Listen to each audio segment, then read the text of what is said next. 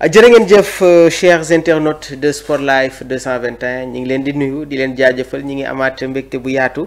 di leen retrouver si suñu site d'information sportive ñu fas yéene ànd ak yéen rek waxtaanee lépp luy jëm si wàllum actualité waaye laataa loolu dañ leen di jaajëfal si ni ngeen di safoo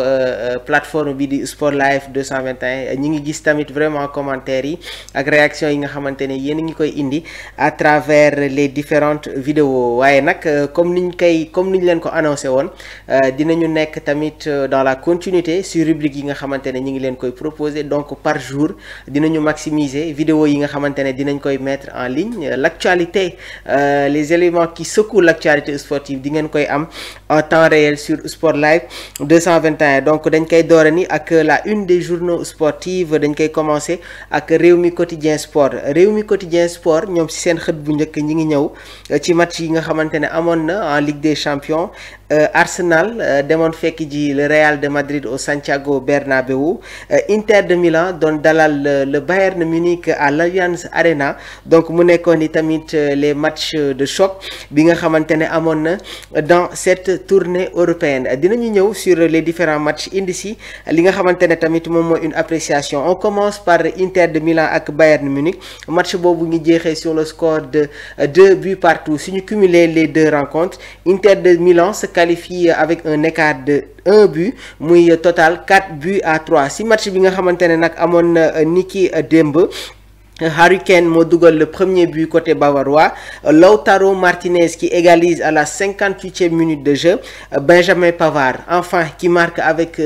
son ancien club 61e minute de jeu grâce à une passe de Hakan Çalhanoğlu donc 76e minute Eric Dier égalise en faveur des Bavarois insuffisant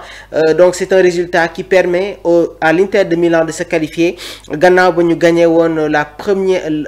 gannaaw bu ñu gagné woon les phases allées de cette Ligue des Champions quart de finale fële sa Allianz Arena dans l'autre rencontre dañ siy ñëw le Real de Madrid doon dalal équipe bii di Arsenal il n'y a pas eu la remontada le Real de Madrid s'est fait crucifier par Arsenal sur le score de 2 buts à 1 Bukayo Saka qui marque le premier but de cette rencontre à la 65e minute de jeu Vinicius Junior qui égalise sur une faute de Raya 67e minute de jeu insuffisant 93e minute de jeu Mikel Merino qui sert Martinelli le Brésilien donc une victoire qui permet aux Gunners de se qualifier pour les demi-finales de cette Ligue des Champions sur le score cumulé Arsenal moo gagné sur le score donc de 5 buts à 1 une défaite qui fait du mal du côté de la Casablanca toujours ak match yi nga xamante ne amoon na ni ki dem Rewmi Quotidien Sport ñoom itamit ñi ngi ñëw sur le Stade Rennais entraîné par Habib Beye jamono ji nag l'ancien international sénégalais mi ngi surprendre tout le monde gannaaw ba mu jëlee les rênes de cette équipe donc Habib Beye surprend tout le monde avec des résultats très importants en Ligue 1 donc mu nekk tamit des très belles prestations yi nga xamante ne ñu ngi koy saluer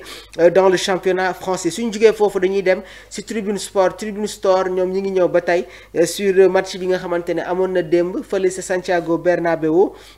donc le rêve de Ligue des Champions enterré par Arsenal Kylian Mbappé blessé rien ne sourit au Real de Madrid donc le Paris Saint-Germain hérite d'Arsenal l'Inter de Milan affrontera le FC Barcelone dinañ ci ñëw sur les rencontres yi war a am sur les demi-finales de la Ligue des Champions place au journal record ñoom ñi ngi ñëw ci match yi nga xamante ne war na am ni ki tey dans cette Ligue Europa ak Ligue Conférence Ligue Europa quart de finale retour Boulaye Dia Niakhaté et Sarr ça s'annonce compliqué donc mu nekk tamit des matchs de feu yu nar a am tey dans cette Ligue Europa Olympique Lyonnais va se déplacer à Old Trafford pour dajante ak équipe bi di Manchester United en tête d'affiche du journal Record ñi ngi gis l'international sénégalais Moussa Niakhaté ak Højlund nekk tamit attaquant bu Manchester et international danois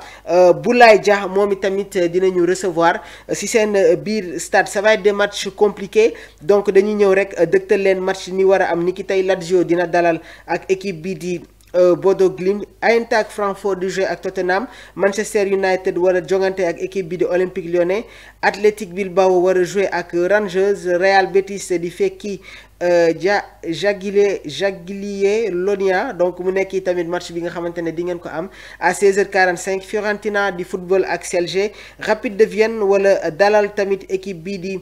Djurgården IF, Chelsea war a jouer ak Legia Warszawa. voilà donc mu nekk match yi nga xamante ne moom moo war a am niki tey donc mu nekk tamit des chocs sur cette conférence League. Chelsea war a dalal le Legia. Ça va être des matchs très compliqués sur les phases retour de cette Ligue Europa ak Conference League. suñu jugee foofu tamit ñu dem si journal, on continue toujours avec journal record ñoom ñi ngi ñëw tamit si coupe de la ligue, match yi war a am 16e et dernière journée, derby Casa Sport Samay FC ce jeudi. donc mu nekk tamit match yi nga xamante ne di ngeen ko mën a seetaan à travers les plateformes sportives. donc lii moo nekkoon tey la une des journaux sportifs. dañu ñëw tamit sur les affiches yi nga xamante ne war na am sur les demi-finales de la Ligue des Champions. le 29 avril Arsenal war a dalal équipe bi di Paris Saint-Germain. le 30 avril Barcelone di dalal Inter de Milan bi nga xamante ne moom moo génnee le Bayern Munich. attention aux interistes, ñi ngi nekk ci benn atmosphère très importante. le 6 mai ce sera les retours des demi-finales de la Ligue des Champions au Giuseppe Meazza. Inter de Milan wala jouer ak équipe bi di FC Barcelone. le Paris Saint-Germain di dalal Arsenal au Parc des Princes. mu nekk match bi nga xamante ne la date est prévue au 7 mai 2025. donc mu nekkoon ni tey votre rubrique une des journaux. ñuy am mbégte saa su nekk di si ànd ak yéen di jaajëfal bu baax a baax toute l'équipe de Sport Life 221, les Catalans qui sont dans ce studio, Omar Silla ak Abdourahmane bi nekkoon dans la partie technique, dans la coordination. Omar Silla moom mooy assurer la partie technique. di jaajëfal bu baax a baax Ali mi nga xamante ne tamit moom moo nekkoon de l'autre côté sur la partie technique et la réalisation. ñu ngi leen di wax rek ngeen woy di abonné, bës la cloche de notification pour recevoir tout ce qui est information. On vous dit à très bientôt, restez connectés. On continue avec vous sur l'actualité sportive à travers les différentes vidéos yi nga xamante ne ñu ngi leen koy proposer. jërë ngeen jëf.